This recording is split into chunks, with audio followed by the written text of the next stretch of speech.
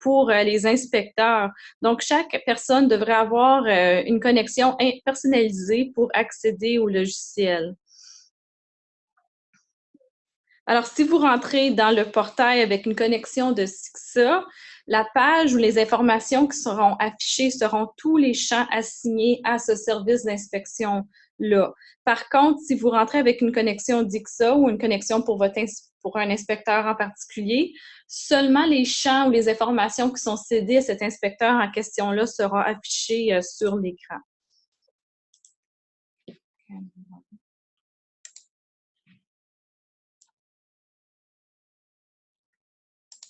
OK, donc on est maintenant rentré dans le logiciel. Puis on va juste vous montrer un peu la fonctionnalité des différents onglets. Alors, le premier ici, c'est un tableau de bord. Ça vous donne un aperçu du progrès des inspections pour votre CICSA. OK, donc on voit les différentes cultures qui sont inspectées. On voit ici toutes des colonnes de couleur bleue qui indiquent que les inspections sont en attente. C'est un tableau de bord qui est quand même utile à utiliser au travers de la session pour s'assurer que rien tombe dans les cracks. Donc, si on voit toujours un champ particulier qui est de couleur rouge, c'est que ça l'indique qu'il y a toujours une inspection à être faite.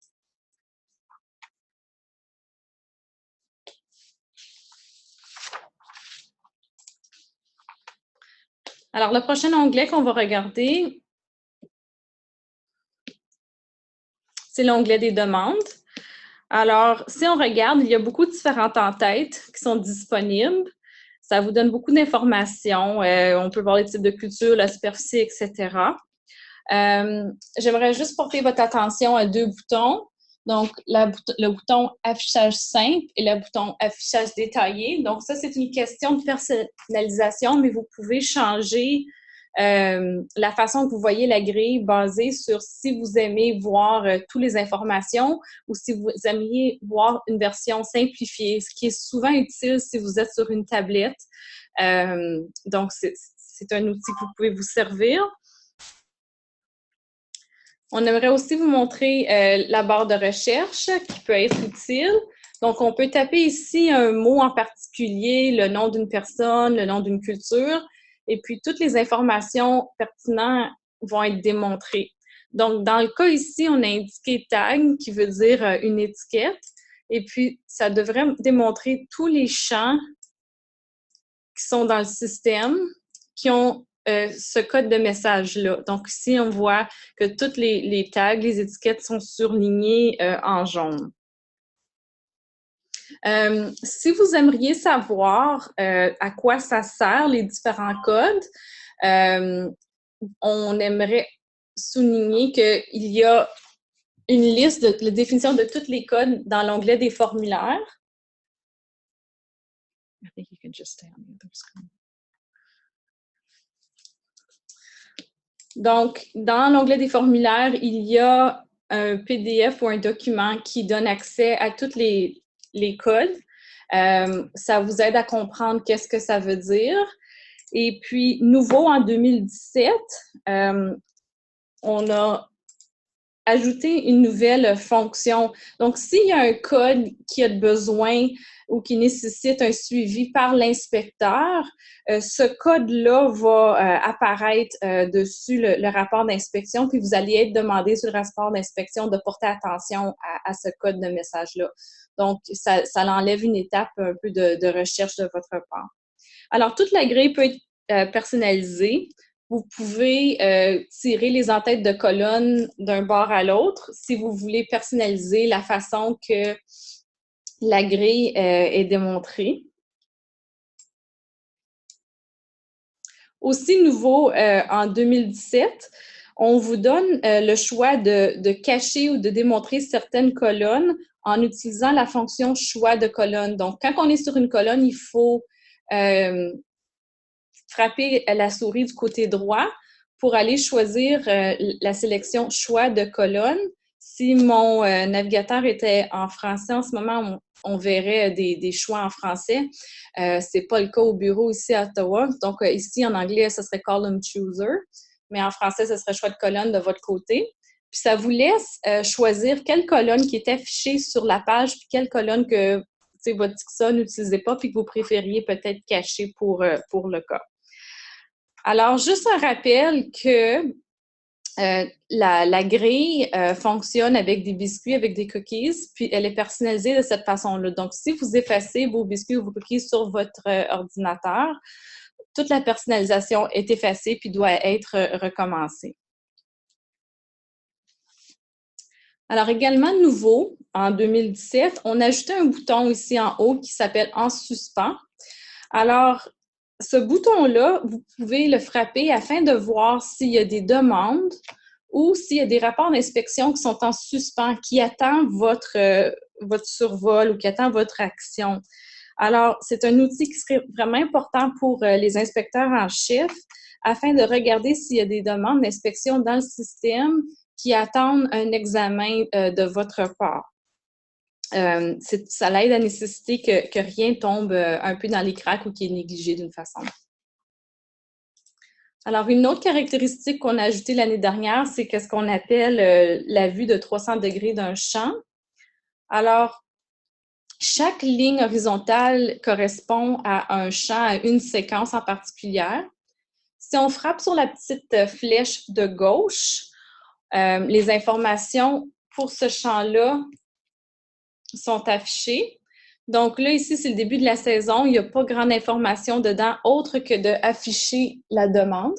Mais s'il y avait d'autres informations pertinentes à cette séquence-là qui avaient été ajoutées, comme peut-être une étiquette, peut-être une carte, on aurait tous les différents boutons ici également afin d'avoir un survol complet de ce champ en particulier-là. Okay. Alors, cette grille ici, elle peut aussi être utilisée un peu comme Excel. Okay. Cette grille ici, elle peut être utilisée un peu comme Excel pour filtrer les informations.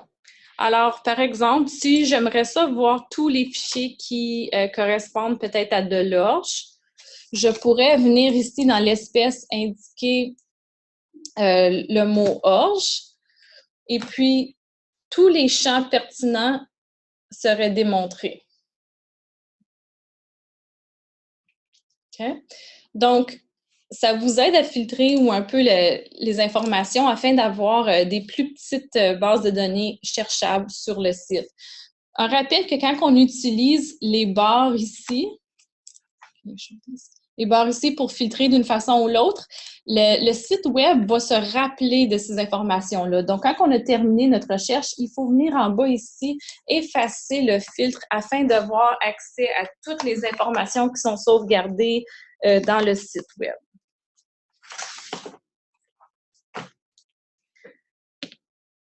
Alors, je vais aussi vous démontrer qu'on peut exporter. Un instant. On peut exporter les informations ou la grille vers Excel ainsi que PDF si on aimerait manipuler les informations différentes. J'aimerais aussi porter attention aussi sur la taille de la page. Alors ici, on est en train d'afficher 10 champs ou 10 lignes d'information à la fois. Ça peut être utile d'avoir un petit chiffre quand notre connexion Internet est moins bonne. Par contre, pour la simplicité, si vous avez une bonne connexion, on recommande d'aller peut-être afficher une taille de page un peu plus grande. Alors là, je vais sauter quelques onglets, puis je vais aller à l'onglet des inspecteurs. Alors, c'est ici qu'on peut voir toutes les informations sur un inspecteur en particulier. Alors, on peut choisir du menu déroulant un inspecteur qui travaille pour nous. Donc, dans ce cas ici, j'ai choisi Doug Miller, puis on voit ici toutes les différentes espèces qui auraient fait une inspection auparavant. On verrait les informations de contact pour cet inspecteur-là aussi. Dans le statut du travail, on pourrait voir le nombre d'inspections qui a été accordé à cet inspecteur-là. Et on voit aussi son horaire d'inspection dans les prochains 7 jours. Donc, quand un responsable de CICSA assigne à un inspecteur un champ en particulier, puis une date d'inspection, c'est ici que ça va paraître dans le dossier. Alors, Si on est dans cet onglet ici, et puis qu'un inspecteur qui travaille pour notre CICSA ne se démonte pas dans la liste déroulante, il faut se dire que les chansons que cet inspecteur-là n'a pas été liées à notre CICSA. Et puis, je vais vous montrer un petit peu plus tard où compléter un formulaire pour ajouter des inspecteurs à votre CICSA afin de les voir ici dans la liste déroulante. OK, je vais sauter à l'onglet des producteurs. Alors, comme l'année passée, l'onglet des producteurs vous donne accès aux informations d'un producteur, donc téléphone, courriel, etc. Les seules informations qui se démontrent ici, c'est les informations qui ont cédé une inspection à votre CICSA dans l'année courante. Dans l'onglet des variétés, c'est un onglet qui est disponible au CICSA ainsi qu'aux producteurs de semences dans le site des membres. Vous pouvez venir ici pour rechercher la description d'une variété. Vous recherchez premièrement par l'espèce et ensuite par la variété. Et on va frapper sur le bouton « Connecter » afin de, imprimer, afin de télécharger un PDF qui va nous démontrer ou nous indiquer tous les détails pertinents à cette variété-là. Alors, une question qu'on se fait poser souvent, c'est que la description de la variété recherchée n'est pas dans notre base de données à ce moment-là. On aimerait vous avertir que la CPS a un outil qui étudie notre base de données pour trouver toutes les nouvelles variétés qui ont été ajoutées au système pour laquelle on n'a pas de description de variété dans notre base de données. Pour ceux-là, un courriel automatisé est envoyé chaque semaine aux sessionnaires, aux sélectionneurs de plantes et aux producteurs afin de leur avertir qu'il manque une description puis leur demander de le mettre dans le système. Aussitôt que ces gens-là envoient la description de variété, elle est ajoutée de façon automatique à notre base de données et puis elle vous est disponible sous cet onglet. Donc, si la description n'est pas disponible au moment que vous recherchez, on vous demanderait un peu de patience puis de revenir de façon fréquente à cet onglet afin de voir si la description a été ajoutée. Également nouveau en 2017, il y a 2 nouvelles fonctions qui ont été ajoutées. Alors, la première s'appelle « Mise à jour des variétés ». Alors, si une description de variété a changé de façon significative au travers de la saison, elle va être signalée, puis l'inspecteur qui aurait été accordé une inspection va être notifié.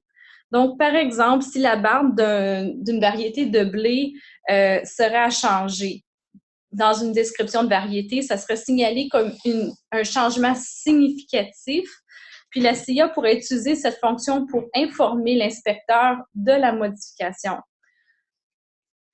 En outre, cette même notification-là va aussi apparaître dans le rapport d'inspection de culture afin d'avertir l'inspecteur avant qu'il se démontre au champ.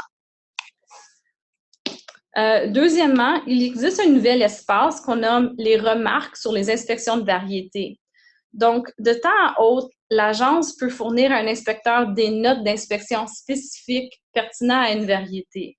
Donc, dans le cas où une note aurait peut-être été ajoutée, la note va être disponible via cette grille et va aussi apparaître dans la description de la variété. Alors, la prochaine chose que je vais aborder, c'est le nouvel onglet qui s'appelle l'onglet des CICSA. C'est un onglet qui est vraiment destiné aux inspecteurs en chef, mais c'est ici où est-ce qu'on vous permet de gérer votre service d'inspection. Donc, vous pouvez changer les informations de contact désirées pour l'inspecteur en chef, puis les alternes. Vous pouvez ici ajouter des nouveaux comptes de CICSA, ici avec les outils plus bas. Vous pouvez aussi indiquer une description de variété que vous aimeriez qu'on regarde ou que l'agence regarde s'il y a vraiment un gros problème. Alors, de plus, tous les documents que vous auriez envoyés au travers d'une saison vont être disponibles ici comme par référence.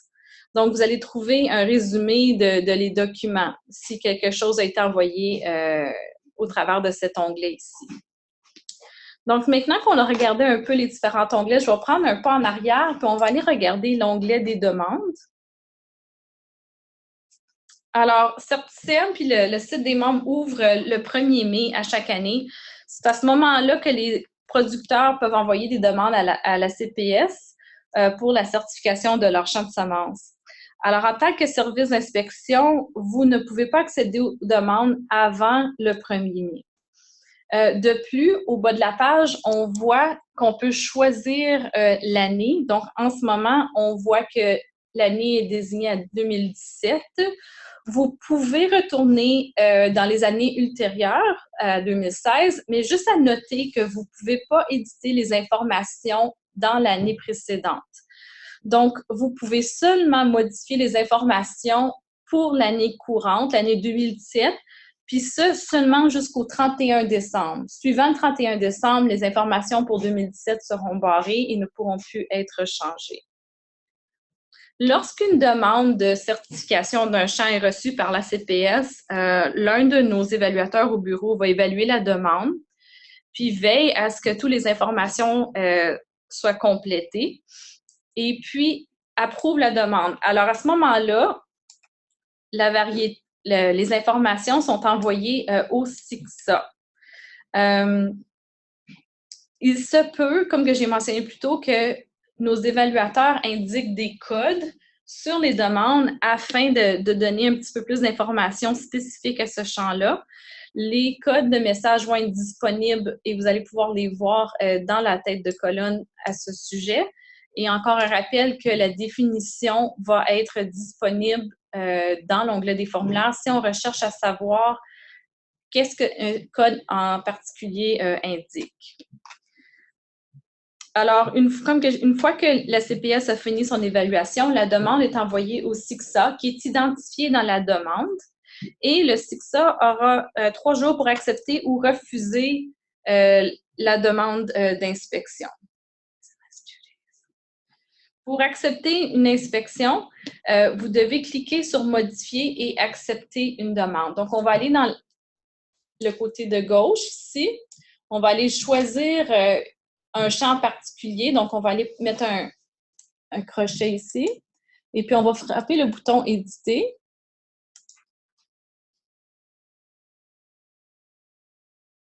Et puis ici, on peut changer le statut de ce champ-là. Et puis, on peut marquer « Accepter » ou peut-être « Refuser » par le CICSA, tel le cas échéant. Si vous refusez la demande, vous allez recevoir un courriel de notre bureau qui vous demande la raison du refus. Alors, vous pouvez rejeter une demande sous certaines conditions et puis le courriel électronique que vous allez recevoir va vous demander la raison de ce refus. Soit que votre minimum d'inspection a été atteint, qu'il y a un problème antérieur avec un client, qu'il y a un historique de non-conformité, ou qu'on n'a pas les compétences dans les inspecteurs afin de compléter l'inspection ou qu'on n'a simplement pas la capacité. Si cette demande-là est refusée par votre CICSA, le producteur de semences qui aurait soumis cette demande-là recevra un courriel qui va leur demander de choisir un autre service d'inspection pour terminer l'inspection. Alors, dans ce bouton-là d'éditer, on voit qu'il y a plusieurs il y a 3 étapes. Alors, étape numéro 1, c'est identifier le statut, donc champ accepter ou rejeter la demande. Étape numéro 2, c'est indiquer une date d'inspection. Et l'étape numéro 3, c'est identifier l'inspecteur. Alors, même si les 3 étapes vous sont disponibles, on ne recommande pas nécessairement d'indiquer ou de remplir les informations toutes à la fois. Alors, dans un délai minimum, on accepte ou on refuse la demande. Au fur et à mesure que la saison avance, on peut venir céder un champ particulier à un inspecteur. Alors, on se rappelle que si l'inspecteur rentre dans son dossier à lui sur Certicem, il ne verra pas un champ particulier jusqu'à temps que ce champ-là lui a été accordé ou cédé par l'entremise de cette fenêtre. Alors, une fois qu'on a qu'on connaît l'inspecteur qui va compléter cette inspection-là, on doit venir ici l'indiquer. Par la suite, on revient et on indique la date de l'inspection prévue au travers de ce logiciel ici.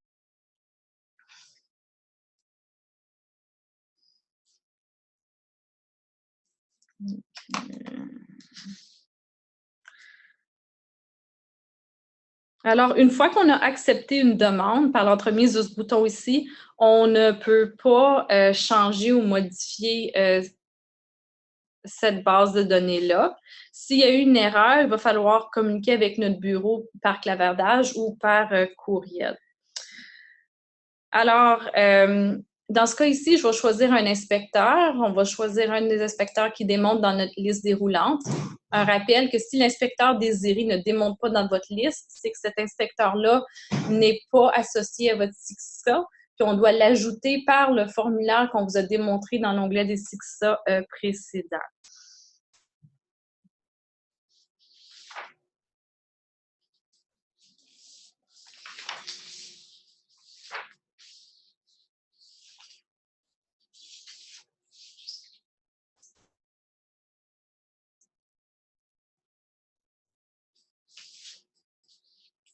Okay. Donc, juste un rappel que le CIA demande que la date d'inspection prévue soit insérée dans le logiciel dans un minimum de 2 jours avant la date d'inspection. Quand on regarde le logiciel ici, on voit que le calendrier qui démontre indique seulement le 25 mai. On ne peut pas choisir une date antérieure, on doit choisir la date d'aujourd'hui ou une date future. Donc, on vous conseille de venir vérifier ce site-ci souvent afin d'indiquer vos dates d'inspection prévues. Okay. Il y a aussi un formulaire dans l'onglet des formulaires qui vous donne accès à un formulaire que vous pouvez sauvegarder et puis qui vous donne l'option d'indiquer toutes vos dates d'inspection prévues pour toutes les différentes séquences au travers d'un formulaire au lieu de le faire dans la grille directement.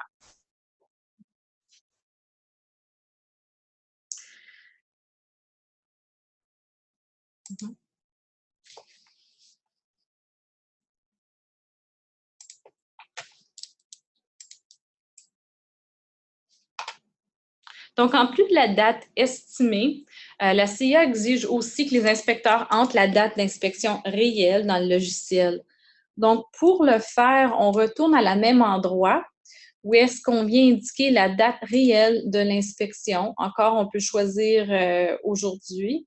On peut compléter la date d'inspection réelle soit par l'entremise de la grille ici, ou comme on vous a montré auparavant avec un formulaire, dans l'onglet des formulaires, on choisit le formulaire pour la date réelle d'inspection et puis on peut indiquer tout d'un coup toutes les inspections de toutes les séquences qui ont eu lieu dans ce même jour-là.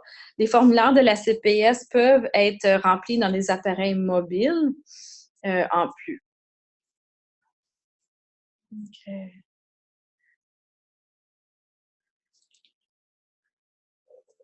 Une autre exigence de la CIA, c'est qu'un inspecteur doit aviser la CIA par l'entremise de Certicem lorsqu'il va faire une inspection d'une culture de semences pour la première fois. Donc, dans l'onglet des formulaires, il y a un formulaire destiné à cette raison. C'est ça. Nouvelle espèce à inspecter. Et puis, on peut informer l'agence ici par l'entremise de ce formulaire-là qu'on est à veille d'inspecter une nouvelle espèce pour la première fois. Une fois qu'on a complété ce formulaire-là, un courriel est envoyé à l'inspecteur, à l'agence, ainsi qu'au CICSA.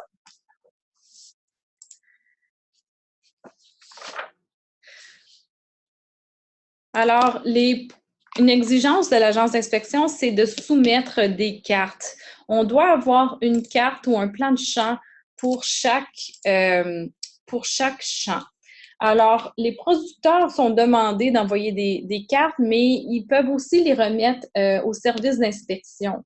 Afin de les attacher à la séquence en particulier, on va dans l'onglet des formulaires et puis on choisit ici le formulaire outil de téléchargement des cartes. Et puis, dans ce formulaire-là, on va vous demander d'indiquer le numéro d'un inspecteur, excuse-moi, le numéro d'un producteur en question. Et puis, on va télécharger un document. Et puis, on va venir attacher ce document-là à des séquences. On peut le faire à une séquence en particulier ou si la carte couvre plusieurs champs, on peut utiliser le bouton « Ajouter » afin d'attacher cette carte-là à plusieurs champs. Donc, l'outil que vous voyez présentement est disponible au CICSA, mais c'est aussi disponible dans le site des membres ainsi qu'aux sessionnaires de champs. Donc, tout le monde peut venir ajouter une carte puis l'attacher à un champ particulier. Dans le cas où est-ce qu'il n'y a pas de carte dans le système, un courriel automatique est envoyé aux producteurs à chaque semaine afin de leur rappeler qu'ils doivent soumettre une carte dans le site des membres.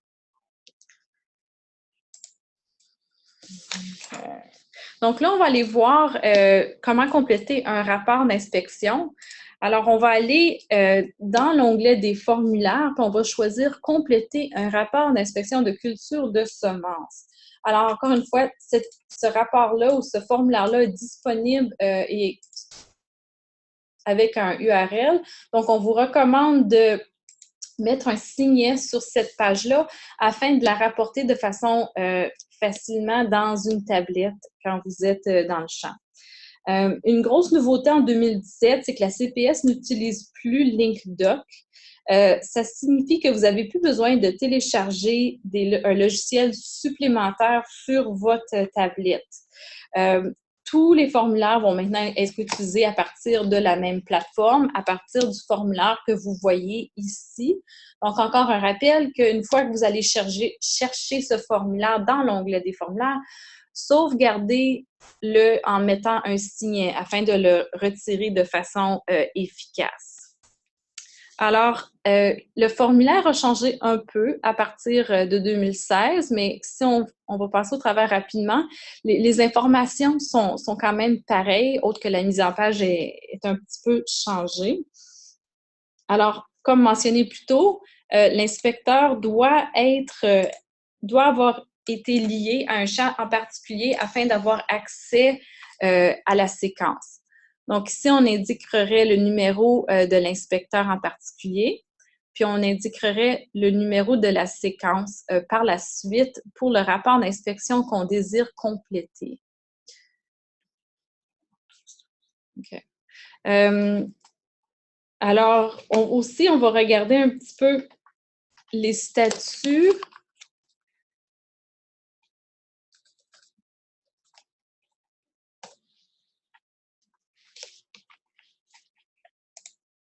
Donnez-moi une minute, là.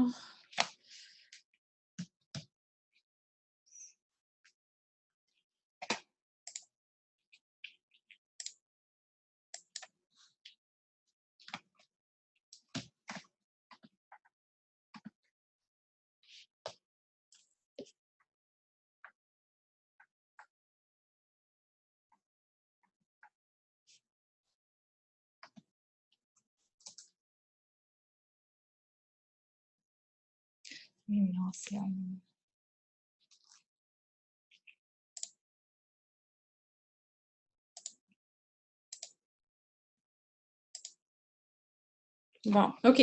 Désolée pour l'attente. OK. Donc, ici, on a indiqué un numéro d'ICSA, numéro 1, puis on a choisi la séquence 1. Donc, ça l'ouvre le rapport d'inspection qui est lié à un producteur en question. Dans ce cas ici, c'est lié à notre compte de testing. On va venir choisir le type d'inspection. Alors, il y a différents choix. Le rapport d'inspection de semences, c'est celui que vous allez utiliser de façon courante. Une réinspection, une modification de rapport, une inspection à l'interne, puis une inspection de l'utilisation des terres. Donc, dans la majorité des cas, on va utiliser le premier choix. La réinspection, c'est quand même assez clair. C'est quand on retourne à un champ pour faire une deuxième inspection. Modification du rapport, ça, c'est si, par exemple, on retrouve que quand on a soumis un rapport d'inspection la première fois, il y avait une erreur ou il y avait des informations à corriger, on viendrait choisir ici modification de rapport. Toutes les informations précédentes seraient affichées, puis on pourrait faire une correction et resoumettre le document à ce moment-là. Une inspection interne, c'est le statut ou le type d'inspection que vous allez choisir si vous voulez essayer le formulaire. Si vous utilisez l'inspection à l'interne, ça ne va pas envoyer une copie du rapport d'inspection à la CPS et ça n'envoie également pas une copie du rapport d'inspection au producteur. Donc, c'est vraiment le type d'inspection à utiliser pour un peu jouer avec le formulaire puis devenir familier avec les différents outils.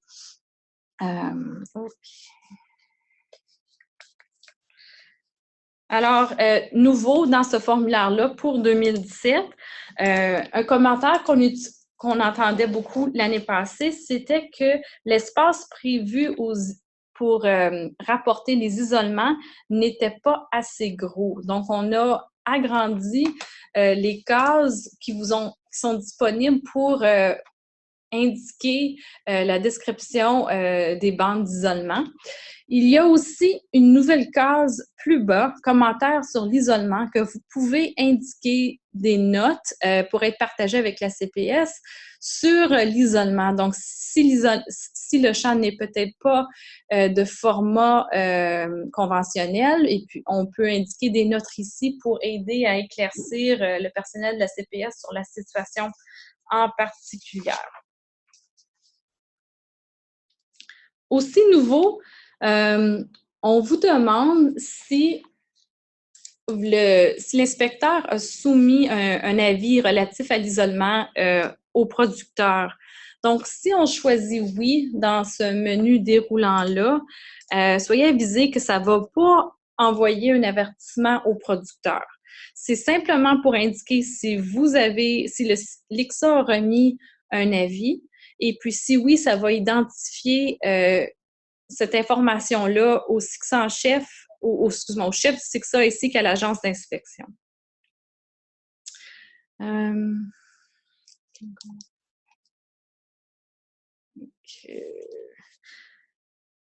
La signature, elle a aussi changé un peu. Alors, quand vous venez pour le frapper ou si vous frappez le bouton « Soumettre », la signature va ouvrir de façon automatique afin que vous puissiez insérer les informations.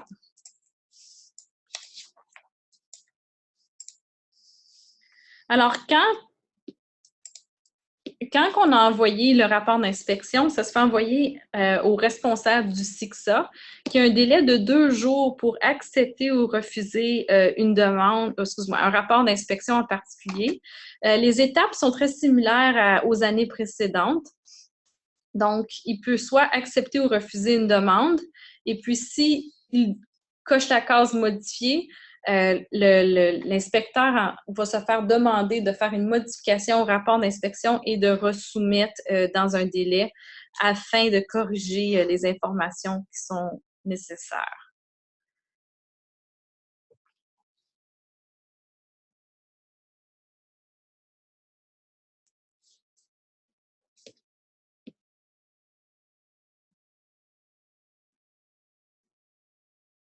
Alors, une fois qu'on a accepté ou refusé une demande d'inspection, on ne peut pas modifier les informations.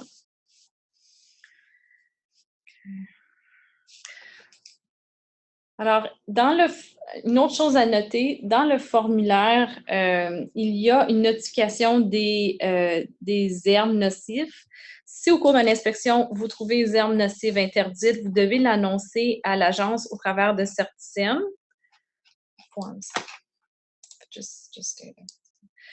Donc, on va aller choisir le formulaire qui est relatif, c'est ça, modification de mauvaises herbes nuisibles interdites, qui envoie un avertissement à l'agence d'inspection qu'on a retrouvé quelque chose au champ. On aimerait aussi souligner qu'il y a un onglet d'aide qui est un peu caché. OK. Un onglet d'aide qui vous donne accès à différents outils d'information qui peuvent vous aider au travers de la saison à remplir des petites questions. Il y a des vidéos également dans cet onglet.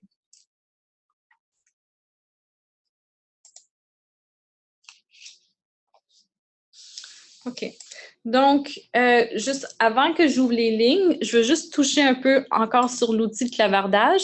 C'est un outil qui est disponible pour rejoindre le personnel de la CPS. Donc, vous pouvez venir ici puis nous laisser des questions si on n'est pas en ligne. Si on est en ligne, vous pouvez discuter avec nous de façon automatique.